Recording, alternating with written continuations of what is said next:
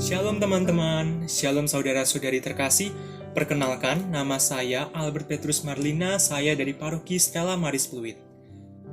Dalam rangka memeriahkan Bulan Kitab Suci Nasional yang diadakan oleh Komisi Kerasulan Kitab Suci dan di Uskupan Agung Jakarta, maka saya mau berbicara tentang suatu topik yang tidak asing bagi kita. Janganlah angkuh. Salah satu dari 7 dosa pokok adalah kesombongan atau keangkuhan. Itulah sebabnya kita diminta untuk jangan angkuh atau sombong. Tapi, apakah itu hal yang mudah untuk dilakukan? Tentu tidak bagi kita. Mengapa demikian? Karena manusia cenderung ingin dihargai. Manusia cenderung ingin untuk menampilkan kehebatannya sehingga dipuji-puji. Sesungguhnya, orang yang bersikap angkuh itu hidup secara duniawi. Ia tidak mengikuti kehendak Allah.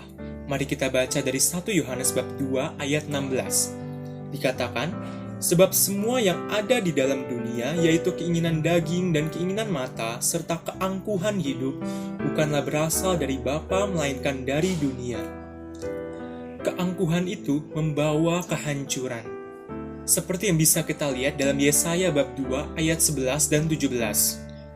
Dikatakan, manusia yang sombong akan direndahkan dan orang yang angkuh akan ditundukkan. Dan kita bisa baca juga di Yesaya bab 5 ayat 15 dikatakan, maka manusia akan ditundukkan dan orang akan direndahkan. Ya, orang-orang sombong akan direndahkan. Buah kesombongan adalah ketidakdamaian. Kita juga bisa membaca dalam Amsal bab 13 ayat 10, sang bijak mengatakan, keangkuhan hanya menimbulkan pertengkaran. Melihat akibat buruknya, apakah kita mau tetap hidup dalam keangkuhan? Tentu tidak. Kita diundang untuk belajar rendah hati. Kita dipanggil untuk berkata tidak kepada kesombongan. Rasul Paulus dalam suratnya kepada sahabatnya Titus mengatakan dalam Titus bab 1 ayat 7, sebagai pengatur rumah Allah, seorang pemilik jemaat harus tidak bercacat, tidak angkuh, bukan pemberang, bukan peminum, bukan pemarah, tidak serakah. Di sini kita bisa lihat ciri-ciri pelayan Tuhan yang sebenarnya. Dan dalam suratnya kepada Korintus, Paulus juga memberi nasihat dalam 1 Korintus bab 4 ayat 6. Mari kita baca, supaya jangan ada di antara kamu yang menyombongkan diri dengan jalan mengutamakan yang satu daripada yang lain. Dan lagi, bagi Paulus, berkeyakinan bahwa sikap rendah hati adalah sesuatu yang harus untuk kita lakukan. Sekarang, saya akan membahas 3 tokoh, 2 dari kitab suci dan 1 dari Santo Santa, yang mengajarkan kita bagaimana untuk cara tidak angkuh. Kita bisa belajar kerendahan hati dari ketiga tokoh ini. Mari kita belajar. Pertama-tama, Tuhan Yesus sendiri. Tuhan Yesus menjadi model kerendahan hati. Seperti ditulis dalam Yohanes bab 1 ayat 14, firman itu telah menjadi manusia dan diam di antara kita.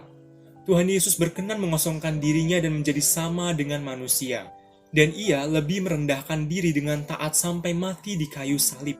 Paus Benediktus ke-16 dalam anjuran apostoliknya yaitu Verbum Dei atau Sabda Allah mengatakan bahwa Tuhan Yesus Kristus sudah menderita dan wafat bagi kita semua. Dengan cara itu, dia menanggung segala sesuatu dosa kita dan membawa kita kepada kehidupan. Tokoh kedua, Bunda Maria. Ini adalah salah satu tokoh yang paling terkenal dalam gereja Katolik. Berkat ketaatannya, fajar keselamatan menjadi nyata dalam diri kita. Kita bisa baca dari Lukas bab 1 ayat 38. Dikatakan, sesungguhnya aku ini adalah hamba Tuhan. Jadilah padaku menurut perkataanmu itu. Lalu dalam kerendahan hatinya, ia memuliakan Allah penyelamatnya. Kita bisa baca dari Lukas bab 1 ayat 46-48. Dikatakan, jiwaku memuliakan Tuhan dan hatiku bergembira karena Allah juru selamatku, sebab ia telah memerhatikan kerendahan hambanya. Tokoh yang ketiga yang bisa kita pelajari adalah Santa Teresia dari Kanak-kanak Yesus. Santa Teresia dari Kanak-kanak Yesus dan Wajah Kudus menolong kita. Ia tidak menonjolkan diri dan kehebatannya. Saya akan mengutip surat Santa Teresia kepada Suster Agnes, berbunyi, ya, saya ingin dilupakan, dan hal ini bukan hanya oleh segenap ciptaan, tapi juga oleh diriku sendiri. Santa Teresia mengungkapkan komitmennya. Berilah agar tidak seorang pun mengindahkan saya, agar saya boleh dianggap sebagai sebutir pasir yang diinjak-injak dan dilupakan, ya Yesus. Dia hanyalah alat di tangan Tuhan. Akhirnya, marilah kita menjadi pendengar dan pewarta sabda Allah. Marilah kita menolong satu sama lain dan berkomitmen untuk membawa keadilan dalam hidup kita yang telah diterangkan dalam sabda Allah tersebut. Hal ini bisa terjadi kalau kita berkata tidak kepada keangkuhan.